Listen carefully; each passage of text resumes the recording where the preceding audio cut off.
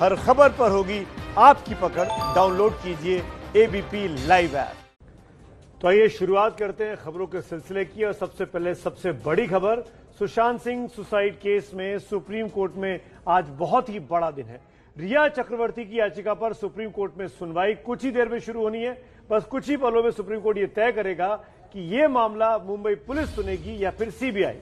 तो supreme court को तय करना है कि आखिरकार जांच इस मामले की कौन करेगा। बिहार सरकार की सिफारिश के बाद सीबीआई ने मामले में केस दर्ज कर लिया है। एफआईआर सीबीआई इस मामले में दर्ज कर चुकी है।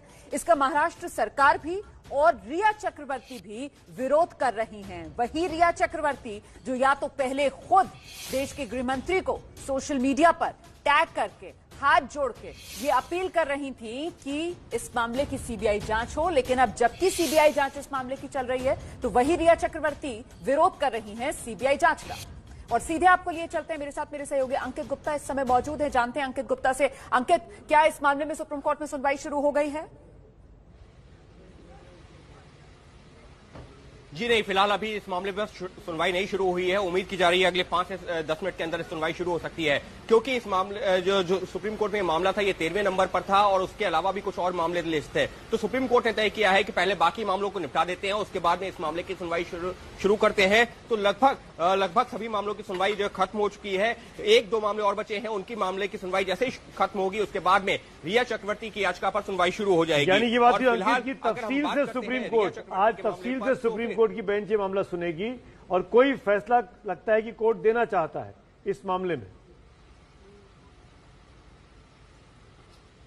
सुमित, वो जरूरी भी है, केस के लिहाज से वो जरूरी है। क्यों जरूरी है? क्योंकि सीबीआई ने मामला दर्ज कर लिया है, सीबीआई ने अपनी जांच शुरू कर दी है और ऐसे में अगर सीबीआई इस तरीके से जांच करती रही और उसके सामने तथ्य आ गए तो फिर वो कहां पर जाकर के, अगर सुप्रीम कोर्ट को लगता है सही नहीं है तो फिर वो जांच के लिहाज से भी सही नहीं होगा। और इस वजह से सुप्रीम कोर्ट के सामने आज वो सारे तथ्य रखे जाएंगे जिसके आधार पर सुप्रीम कोर्ट तय करेगी कि क्या जो बिहार पुलिस ने मामला दर्ज किया वो ठीक था या नहीं था, और अगर वो ठीक था तो सीबीआई जांच को जो हस्तांतरित की गई है वो ठीक थी या नहीं थी। क्योंकि रिया का जो हलफनामा ताजा दायर हुआ है, रोमाना एक चीज जोड़ना चाह रहा हूं कि जो हलफनामा दायर हुआ है उसमें यह कहा है कि सीबीआई जांच पर आपत्ति नहीं है, लेकिन वो सुप्रीम कोर्ट तय करे, ना कि बिहार सरकार या बिहार पुलिस।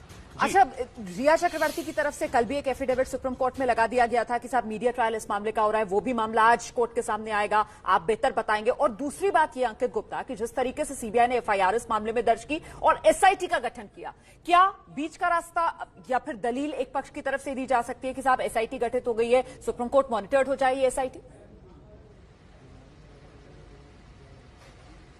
जी, फिलहाल इस मामले पर अभी जो आपत्ति है वो मुख्य तौर पर क्या है, रिया चक्रवर्ती सुप्रीम कोर्ट में आती है, वो कहती हैं कि जिस तरीके से बिहार पुलिस ने मामला दर्ज किया है वो कानूनन ठीक नहीं है, क्योंकि मामला जो है ये मुंबई पुलिस के अधीन आना चाहिए, क्योंकि जो घटना हुई है वो मुंबई में हुई है। उसी मामले पर जो है बिहार पुलिस हो, बिहार सरकार हो, ये महाराष्ट्र सरकार हो, महाराष्ट्र पुलिस हो, ये सब सुप्रीम कोर्ट में आ गए पार्टी बनाने को लेकर के। तो फिलहाल जो सुप्रीम कोर्ट में मुख्य मामला चल रहा है वो इसी बात को लेकर के है कि सीबीआई की जांच होनी चाहिए या नहीं होनी चाहिए, और अगर होनी चाहिए तो क्या बिहार सरकार उसको इस तरीके से ट्रांसफर कर सकती है या नहीं कर सकती है। तो फिलहाल इन पहलुओं पर जो है सुप्रीम कोर्ट में बहस होनी है।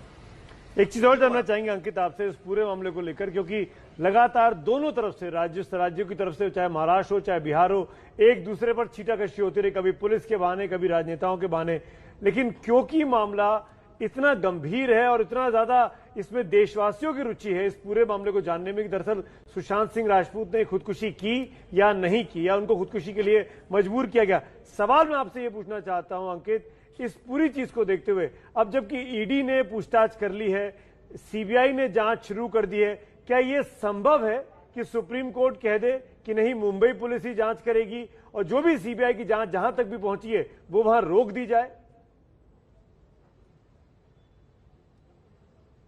ये निश्चित तौर पर संभव बिल्कुल है। क्योंकि सुप्रीम कोर्ट कानून के लिहाज से बात करेगी कि क्या कानूनन जो बिहार पुलिस ने मामला दर्ज किया वो उसके पास अधिकार था, क्या कानूनन बिहार सरकार ने जो सीबीआई को मामला भेजा उसके पास अधिकार था? अगर यह साबित हो जाता है कि वो अधिकार नहीं था तो सीबीआई को जो मामला भेजा गया है वो जो है अधिकार हो जाता है राज्य सरकार के पास में, और ऐसे में महाराष्ट्र सरकार के पास वो अधिकार होगा। तो निश्चित तौर पर सुप्रीम कोर्ट के सामने यही सारे पहलू हैं, और इसी वजह से कल जो रिया चक्रवर्ती ने इस मामले पर नया हलफनामा दायर किया है उसमें बहुत सारी बातें कही है, लेकिन एक पॉइंट ये भी दर्ज किया है कि सुप्रीम कोर्ट चाहे तो सीबीआई जांच को भेज सकता है लेकिन बिहार सरकार नहीं। और उसमें उन्होंने दूसरा पॉइंट क्या कहा है? उसमें उन्होंने दूसरा पॉइंट ये कहा है कि अगर सुप्रीम कोर्ट इसको भेजता भी है सीबीआई के पास में तो मामला यानी कि कोर्ट में जो चार्जशीट दायर होगी वो महाराष्ट्र की कोर्ट में हो, ना कि बिहार की कोर्ट में। साफ तौर पर रिया चक्रवर्ती की कोशिश यही है कि मामले की जांच पहले मुंबई पुलिस करे, और अगर रिया तो खुद बोल चुकी है तो मामले की रिया तो खुद ट्वीट कर चुकी है कि सीबीआई जांच करे। अमित शाह को उन्होंने टैग किया था।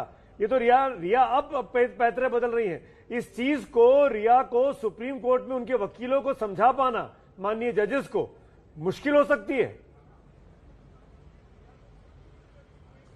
सुप्रीम कोर्ट यहां पर ये जो सुप्रीम कोर्ट की बात हम कर रहे हैं ना, रिया ने अपने शायद जो पिछले एफिडेविट में या जो याचिका थी उसमें इस बात का जिक्र नहीं किया था। उसमें उन्होंने सीबीआई जांच जो ट्रांसफर की गई थी उस पर सवाल उठाए थे, लेकिन दूसरा हलफनामा क्यों आया है वो समझना बहुत जरूरी है। दूसरे हलफनामे में जिस बात का मैं जिक्र कर रहा था ना कि सीबीआई जांच से आपत्ति नहीं है, ये बात कही है रिया ने, लेकिन मामले में चार्जशीट कहां दायर हो वो महाराष्ट्र की अदालत में हो, ना कि बिहार की अदालत में।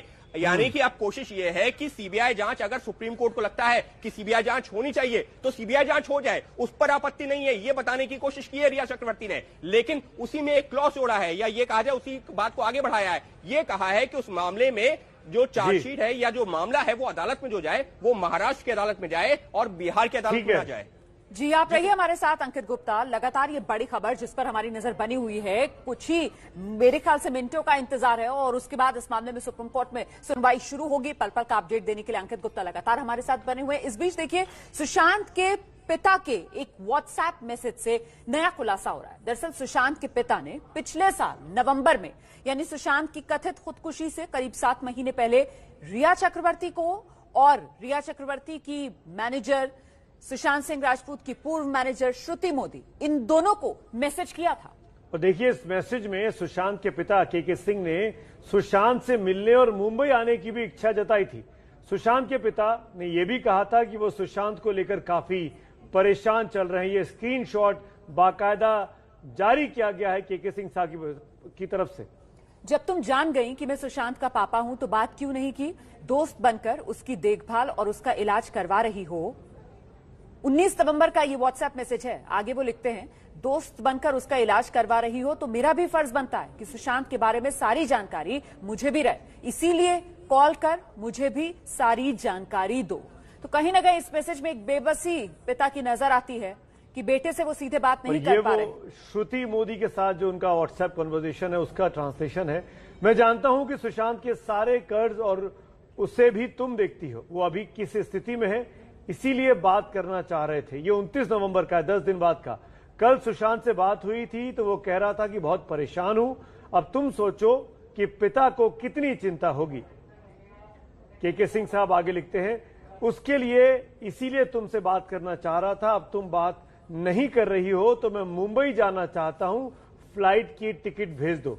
उस वक्त श्रुति मोदी शायद सुशांत सिंह के साथ काम कर रही थी और इसीलिए के सिंह साहब ये चाह रहे थे कि श्रुति मोदी टिकट भेज दे तो वो लौट के वापस मुंबई जाकर उनसे बात कर ले। बिल्कुल। और ये जो अब व्हाट्सएप मैसेजेस सामने आ रहे हैं, व्हाट्सएप मैसेजेस कह क्या रहे हैं, इनके जरिए इस पूरे मामले को किस मोड़ पर ले जाने की कोशिश की जा रही है, इन तमाम बारीकियों को समझेंगे। सीधे चलते हैं मुंबई। वहां पे मेरे सहयोगी मृत्युंजय कुमार सिंह मौजूद हैं और इन्फोर्समेंट डायरेक्टोरेट में सिद्धार्थ पठानी जो कि रूममेट थे, उनकी पेशी चल रही है, इस वक्त पूछताछ चल रही है ईडी के दफ्तर में।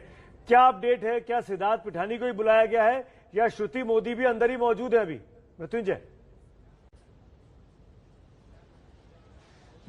जी बिल्कुल सुमित जी, आज ईडी ने श्रुति मोदी और सिद्धार्थ पिठानी दोनों को बुलाया था और दोनों दफ्तर में पहुंच गए। इतना ही नहीं, सुशांत की बहन मीतू सिंह जो कि मुंबई के गोरेगांव इलाके में रहती हैं, उनको भी दोपहर बाद बुलाया गया है और उनके भी यहां पहुंचने की संभावना है। हम थोड़ी देर पहले जिक्र कर रहे थे उस व्हाट्सएप चैट की जो के सिंह ने, सुशांत के पिता ने रिया चक्रवर्ती और श्रुति मोदी को भेजा था। उसमें कुछ 3 बिंदुओं को हाईलाइट करना बहुत जरूरी है। उसमें जो चैट है, देखिए उसमें साफ तौर पर जो परिवार का दावा है कि उनके परिवार को सुशांत से काटने की कोशिश की गई, कहीं ना कहीं उस दावे को थोड़ा बल मिलता है। दूसरा, रिया ने और श्रुति मोदी ने, ये रात का चैट है, लगभग 12:34 पर भेजा हुआ, ये चैट का रिप्लाई नहीं किया गया है, जबकि रीड किया गया है। तीसरा जो महत्वपूर्ण है कि श्रुति मोदी को जो मैसेज किया गया है उसका पहला वाक्य है कि तुम सुशांत के कर्ज के बारे में और उसे देखती हो, कर्ज के बारे में, बस यही वो जो शब्द है। उसी संदर्भ में ईडी उनसे पूछताछ करिए, चूंकि श्रुति मोदी एक बहुत अहम किरदार है जिन्हें इस बात की जानकारी है कि सुशांत की कमाई की जरिया क्या था, रिया की कमाई का जरिया क्या है, किस प्रकार के प्रोजेक्ट उनको मिले हैं, ऐड हो, फिल्में हो, प्रमोशंस हो, ऑनलाइन प्रमोशंस हो, इसके कुछ पैसे मिले हैं और पैसे का मोड ऑफ पेमेंट क्या है। तो श्रुति मोदी को इसकी जानकारी है। अगर कर्ज भी है, जैसा कि उस मैसेज से थोड़े बहुत शब्द निकल कर आ रहे हैं, तो वो उसकी जानकारी श्रुति मोदी की, और इसीलिए ईडी उससे पूछताछ कर रही है। जी बिल्कुल, आपने महत्वपूर्ण बात बताई मृत्युंजय। एक चीज और क्लियर कीजिए कि वो जो परिवार की तरफ से 15 करोड़ रुपए का जिक्र किया जा रहा था, कल तक ये बात थी कि वो 15 करोड़ सुशांत के बैंक अकाउंट्स में वही नजर नहीं आ रहे हैं। अभी तक क्या उसे लेकर ये रहस्य सुलझा है, 15 करोड़ का रहस्य?